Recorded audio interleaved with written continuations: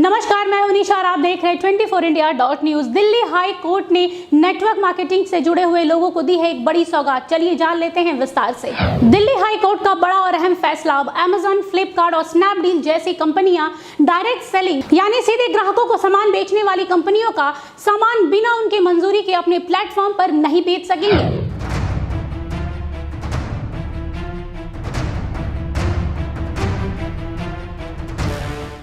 जी हाँ, बिल्कुल सही सुना आप लोगों ने। दिल्ली हाई कोर्ट ने ई कॉमर्स कंपनियों को ऐसा करने से रोक दिया है। आपको बता दें कि ये बड़ा फैसला जस्टिस प्रतिभा एम सिंह ने अपने अंतिम निर्देश डायरेक्ट सेलिंग करने वाली कंपनियों की याचिकाओं पर यह अहम फैसला सुनाया है। अब जरा विस्तार से जान लेते हैं कि आखिरकार इतने बड़े फैसले के पीछे क्या मकसद हो सकता है। दरअसल इन कंपनियों ने आरोप लगाया था कि उनकी ब्रांडों के उत्पादों को ई कॉमर्स कंपनियां अपने प्लेटफॉर्म पर सस्ती दरों पर बेच रही है, जिससे इन्हें भारी नुकसान का सामना करना पड़ रहा था। उन्होंने ये भी आशंका जताई है कि उनके प्रोडक्ट यानी उनके उत्पाद के साथ छेड़छाड़ और जालसाजी भी की जा रही थी।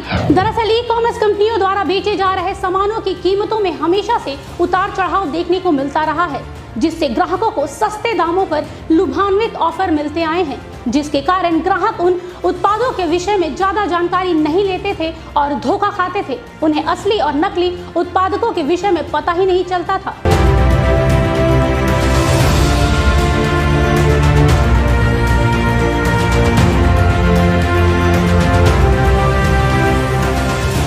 लेकिन अब ऐसा नहीं होगा, क्योंकि कोर्ट के फैसले के बाद काफी हद तक ग्राहकों की भी मुश्किलें कम हुई हैं। साथ ही अदालत ने ये भी सख्त निर्देश दिए हैं कि एमवे, ऑरिफ्लेम, मोदी केयर जैसी डायरेक्ट सेलिंग कंपनी के उत्पादकों को बेचने के लिए ई कॉमर्स कंपनियों को डायरेक्ट सेलिंग कंपनी से इजाजत लेनी होगी।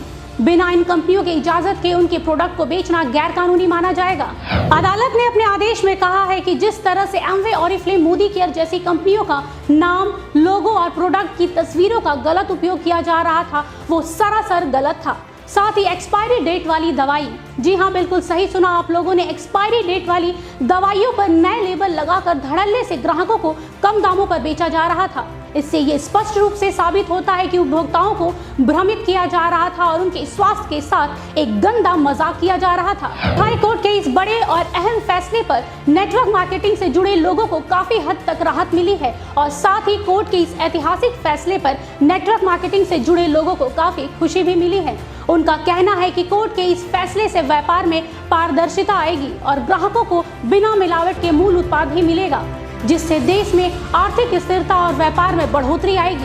कह सकते हैं कि नेटवर्क मार्केटिंग से जुड़े लोगों ने हाई कोर्ट के इस फैसले का खुले दिल से स्वागत किया है। वहीं इस पूरे मुद्दे पर खुदरा कारोबारियों के संगठन कैट ने कहा है कि यदि इन बदलावों को ईमानदारी से निभाया जाए तो इस तरह के उत्पादकों के साथ छेड़छाड़ और जालसाजी और कीमतों को प्रभावित करने वाले कदम तथा ई कॉमर्स कंपनियों द्वारा दी जाने वाली अतिरिक्त छूट आदि इतिहास की चीजें हो जाएंगी।